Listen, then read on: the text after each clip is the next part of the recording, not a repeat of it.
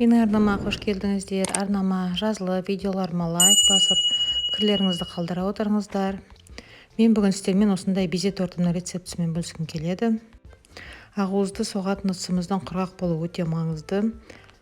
Жұмыртқаның ағы мен сарысын білген кезде өте мұқият болу керек. Bir тамшы да сары кетпеу керек. Енді осылай ақуызымызды миксерлеп бастаймыз. Сәл көпіріп бастаған кезде кішкене тұз саламыз да, сәл көпіріп бастаған кезде қантымызды аз-аздан сала отырып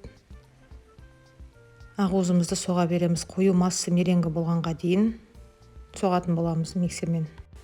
Бұл тортта мен көптеген пайда тапқан тортым, көптеген клиенттер ұнайтын, көп адамдар сұрайтын торт, құрамы арзанға шығады. Міне меренгі осындай кәдімгі миксерден түспейтіндей қоюлыққа дейін барасыздар. Енді осының үстіне қант ұнтағын және жүгері крахмалын салып, астынан үстіне қарай басып алмай жайымен араластыра бересіздер. Басып алмауларыңыз маңызды. Астынан үстіне қарай жайлап біріккенше әбден араластырып алғаннан кейін осындай кондитерлік мешекке өздеріңізге ұнаған кез келген насадканы осылай кигізіңіздер. Мен осындай насадка кигіздім. Және де массаңызды осыған сала отырып пергамент жайып аласыздар. Протеинге пергаменттің де жақсы дұрыс пергамент болуы маңызды бұл жерде. Және осылай насадкамен безелеріңізді салып шығасыздар. Мен орташа деңгейде салдым. Уақытта қылуға болады, болмаса бұдан да үлкенірек қылып молынан құюға да болады. Міне осылай барлық безелерімді салып шыққаннан кейін мен духовкада 90 градуста 90 минутта кептіретін боламын. Міне осылайша менің безелерім дайын болды. Мен қазір кремін дайындаймын. Ол үшін 150 грамм сармай, 200 грамм сгущенканы алдым. Жақсы сармай, жақсы сгущенка болуы өздеріңіздің қалауларыңыз бойынша, себебі дәмі неғұрлым жақсы болсын десеңіз, соғұрлым жақсырақ сапалырақ сгущенкамен сапалы сармайды пайдаланасыздар.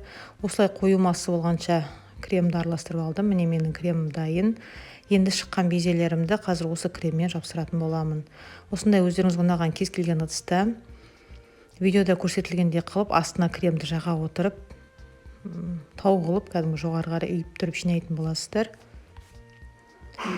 Жалпы сататын болсаңыздар, кәдімгі торттың ыдысына бірден салфетканы салып, салфеткаға бірден жинасаңыздар болады. Мен қазір салфетканы көрсетемін.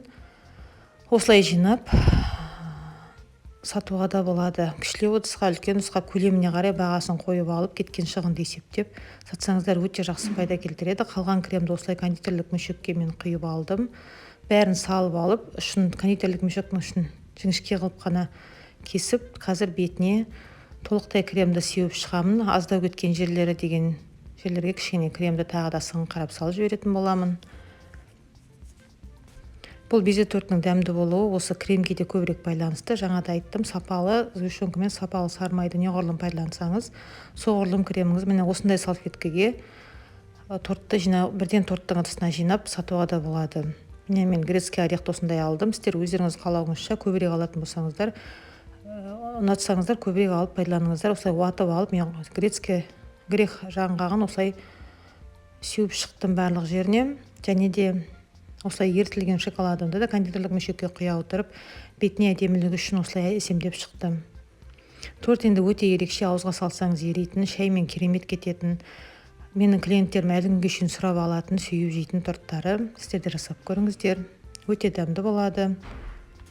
Және де өте сұранысқа ие болып көптеген клиент алып келетініне мен сенімдімін.